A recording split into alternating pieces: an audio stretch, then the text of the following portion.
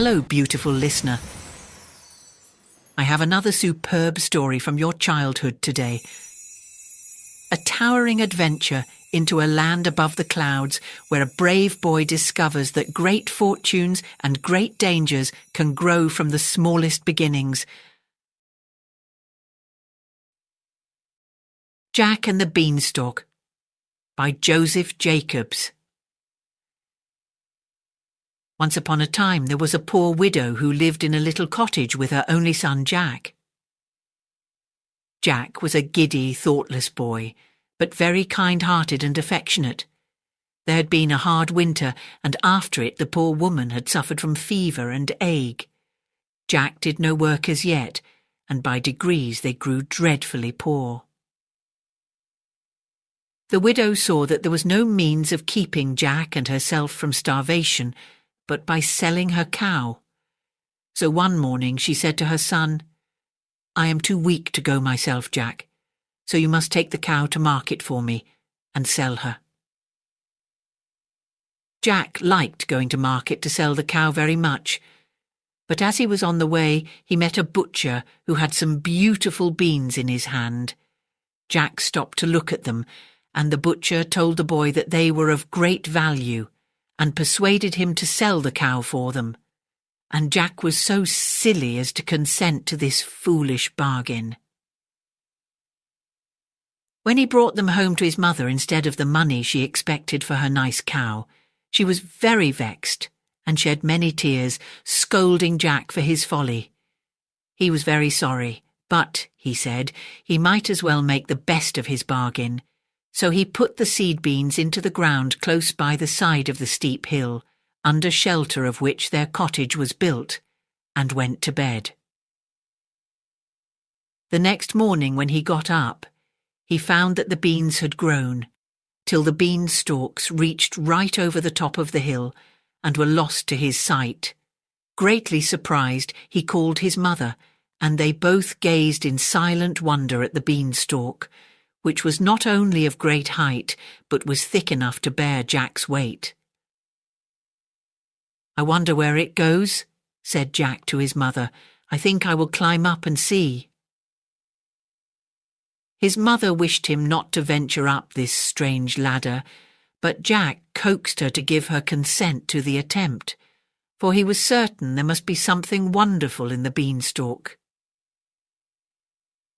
Jack instantly began to climb, and went up and up on the ladder-like bean, till everything he had left behind him, the cottage, the village, and even the tall church tower, looked quite little, and still he did not see the top of the beanstalk.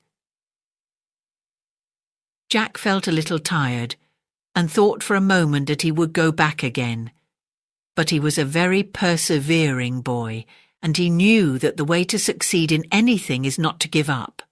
So after resting for a moment he went on, and at last reached the top of the bean, and found himself in a beautiful country, finely wooded, and not far from the place where he had got off, the beanstalk, stood a fine and strong castle. Jack wondered very much that he had never heard of or seen this castle before.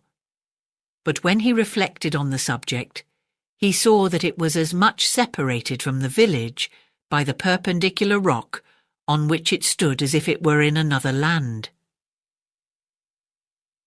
While Jack was standing looking at the castle, a very strange-looking woman came out of the wood and advanced towards him. Jack took off his hat to the old lady, and she said, pointing to the castle, "Boy, that castle belongs to you. A wicked giant killed your father and took it from your mother. Try and win it back from the monster who now has it." As she ceased speaking, she suddenly disappeared, and of course Jack knew she was a fairy. He was much surprised. However, he walked up to the castle door and knocked, and an old giantess came out.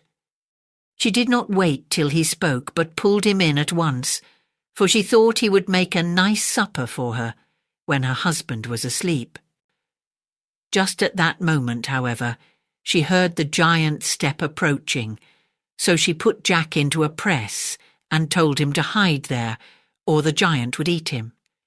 As soon as the ogre came in, he cried in a terrible voice, "Fee, fi, fo, fum, I smell the breath of an Englishman." "Oh," said his wife, "there is nobody here. You only smell a crow that is flying over the chimney." Then the giant sat down to dinner, which was quite ready, and when he had eaten a whole sheep, he said, "Bring me my hen." The giantess brought a hen and put it on the table before him, and then she went away. "Lay," said the giant to the hen, and she laid a golden egg. Jack could see quite plainly through a little hole which he had bored in the door. 3 times the giant said, "Lay," and each time the hen laid a solid gold egg. Then the ogre, being drowsy, shut his eyes and soon snored very loudly. Directly Jack found that the giant was asleep, he stole out of the press, caught up the hen, ran out of the room, opened the door of the castle, which the giant had left ajar, and descended the beanstalk as fast as he could go. His mother was glad to see him again, and much surprised at seeing the hen which laid them 3 gold eggs every day. Jack's mother took them to the next town and sold them, and soon grew quite rich.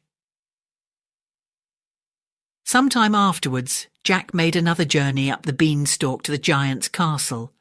But first he dyed his hair and disguised himself. The old woman did not know him again, and dragged him in as she had done before to eat him by and by. But once more she heard her husband coming and hid him in the press, not thinking that it was the same boy who had stolen the hen. She put him into the same press and bade him stay quite still there, or the giant would eat him. Then the giant came in, saying, "Fee, fi, fo, fum, I smell the breath of an Englishman." "Oh," said his wife, "it is only the cowherd, who has just been here. We cannot spare him for your dinner." Then the giant sat down, and when he'd eaten half an ox, he told his wife to bring his money bags to him.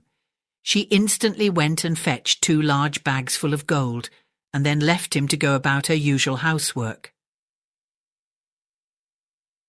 The ogre counted out the gold twice over, and then put it into the bags and tied them up.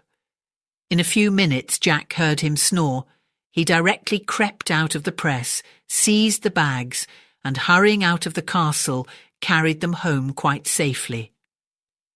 Jack's mother was glad to see him safe at home again, and for a long time she would not let him go up the beanstalk, but Jack knew he had not yet obeyed the fairy's command to win back the castle, so after a time he set off once more on this adventure and tapped again at the castle door.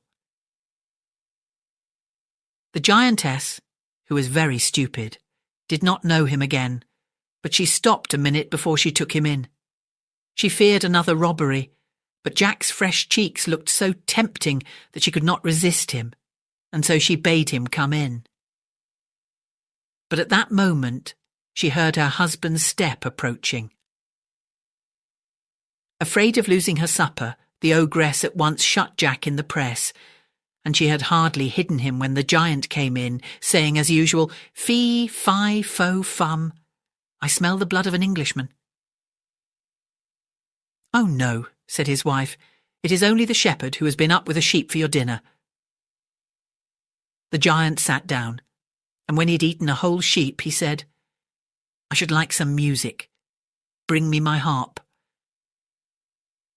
The ogress went and brought a golden harp to him, set it on the table, and went away. Then the ogre said, "Play," to the harp, and it played so delightfully that Jack was charmed. By and by, however, the giant snored so loud that he could not hear the music, and Jack quickly stole out, and seizing the harp, ran away with it. But the harp was a fairy belonging to the giant, and as Jack ran, it cried out, "Master, master!" The giant woke up slowly and rushed after Jack, but the boy was very nimble and outran him. You may imagine how fast Jack went down the beanstalk this time, hearing all the while the tramp of the giant's feet behind him. Just as he reached the bottom, he saw the ogre looking down on him. The next moment his great feet were on the beanstalk. "Mother! Mother! Bring me the axe!" cried Jack. His mother hastened with it, and just as the giant was halfway down the beanstalk, Jack succeeded in chopping it in halves. The lower half fell. The upper half swung away, and the giant, losing his hold, fell heavily to the ground on his head and broke his neck. The same moment the fairy again stood beside Jack, and touching the broken beanstalk was turned into a flight of broad, easy steps. "Go up," she said, "and take possession of your own home so long kept from you. The ogress is dead, and there is no more danger. You have been brave and good. May you be happy." Jack thanked the fairy very warmly for her aid, and she again departed to fairyland, after explaining to Jack that she had been the butcher who sold him the beans.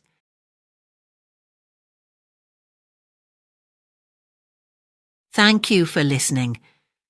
I hope you enjoyed this classic bedtime story.